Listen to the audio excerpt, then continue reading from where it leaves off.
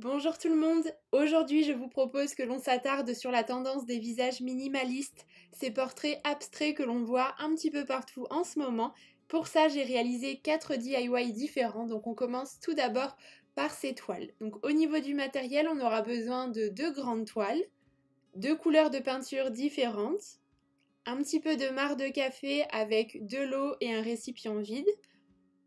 On aura également besoin d'un pinceau plutôt large, un rouleau ainsi qu'un pinceau très fin, un crayon de papier et enfin les modèles que l'on aura envie de reproduire. La première étape, c'est tout d'abord de recouvrir les toiles de peinture. Donc moi j'ai opté pour un coloris assez beige. Je trouve qu'au rouleau c'est plus simple, c'est plus homogène et plus rapide, bien qu'on ne soit pas obligé d'avoir un résultat qui soit parfait. Au contraire, s'il y a des irrégularités, vous allez le voir, ça sera d'autant plus joli. Donc je n'oublie pas les bords bien évidemment. Ici vous pouvez vraiment choisir la couleur de votre choix selon vos goûts, votre déco. Ensuite, je vais réaliser des lignes plutôt irrégulières avec le pinceau fin et de la peinture blanche que je viens ensuite flouter légèrement au doigt comme vous pouvez le voir pour avoir un résultat encore plus imparfait si vous voulez. J'aimais beaucoup le résultat et ça permettait de donner de l'irrégularité à la toile beige.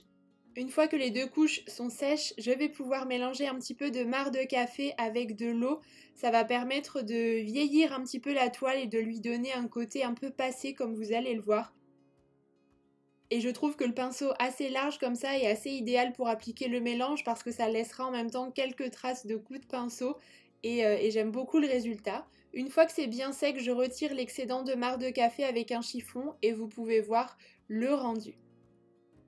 Maintenant que la base des toiles est prête, je peux passer au dessin. Donc pour ça, je reproduis un modèle que j'avais tout simplement imprimé, trouvé sur internet. Donc tout d'abord, je commence par le faire au crayon de papier, comme ça s'il y a des petits loupés, je peux les gommer sans souci.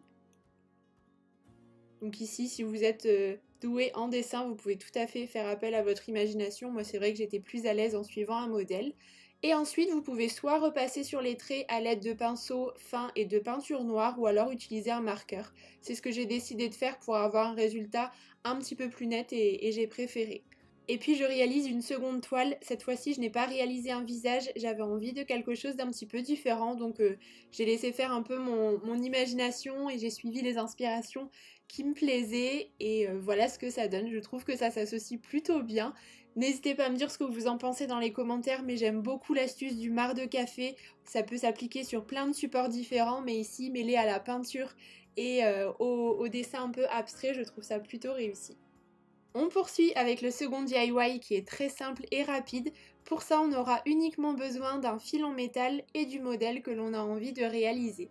Donc je vous recommande d'utiliser un fil en métal qui soit quand même assez souple, pas trop rigide de manière à pouvoir le travailler assez facilement.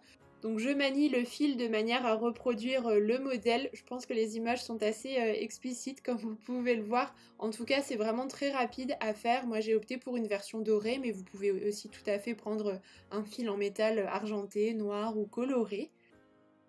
Et c'est déjà terminé. Alors vous pouvez tout d'abord le placer dans un cadre si jamais vous souhaitez finaliser un petit peu la déco et avoir un résultat un petit peu plus travaillé. Ou alors pour rester dans cet esprit assez sobre et minimaliste, posez simplement la décoration sur un meuble.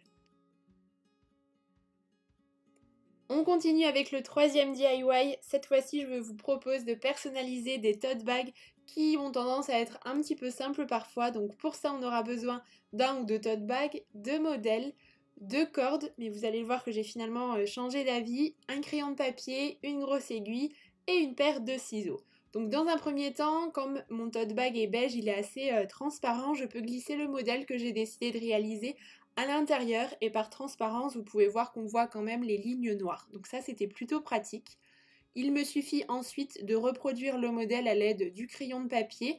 La mine est assez fine, ce qui me permet d'avoir un résultat plutôt discret. Et lorsque l'on va recouvrir le tout avec le fil, ça ne se verra plus du tout.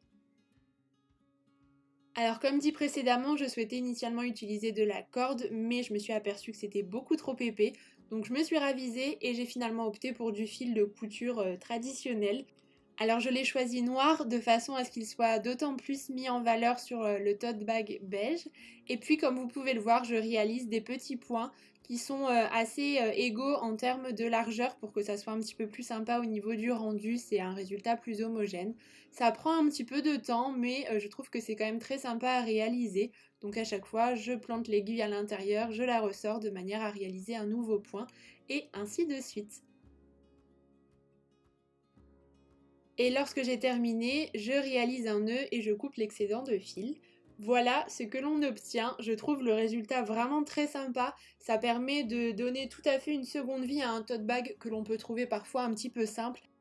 Et cette idée est déclinable à l'infini puisqu'elle peut être reproduite sur des coussins, des trousses, des vêtements, des jeans, des vestes. Il y a vraiment plein de supports utilisables.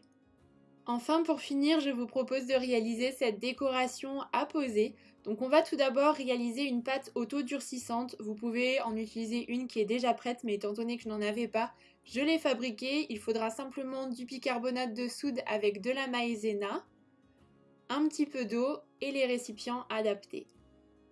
On aura également besoin d'une cuillère en bois, d'un couteau et d'un rouleau à pâtisserie.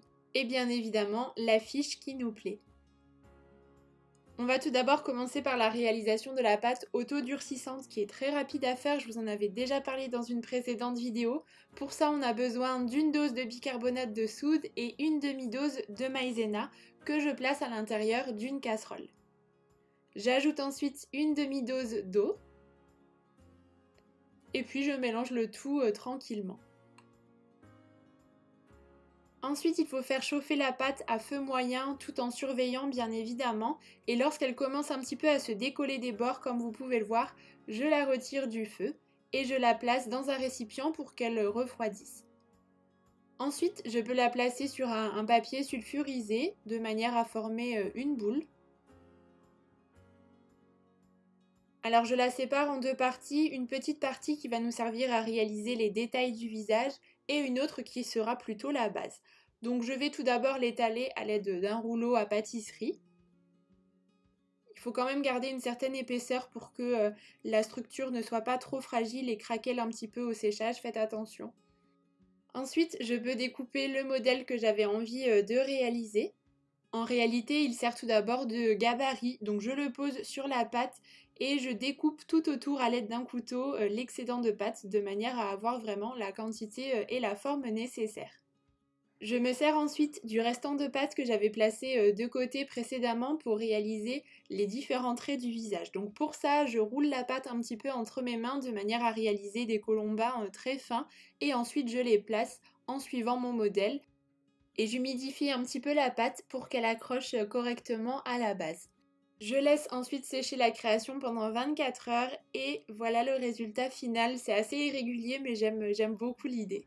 Cette vidéo touche à sa fin, n'hésitez pas à me dire quel a été votre DIY préféré dans les commentaires et si vous les reproduisez comme toujours, identifiez-moi sur Instagram, c'est un vrai plaisir de les voir. Je vous embrasse très très fort et je vous dis à bientôt.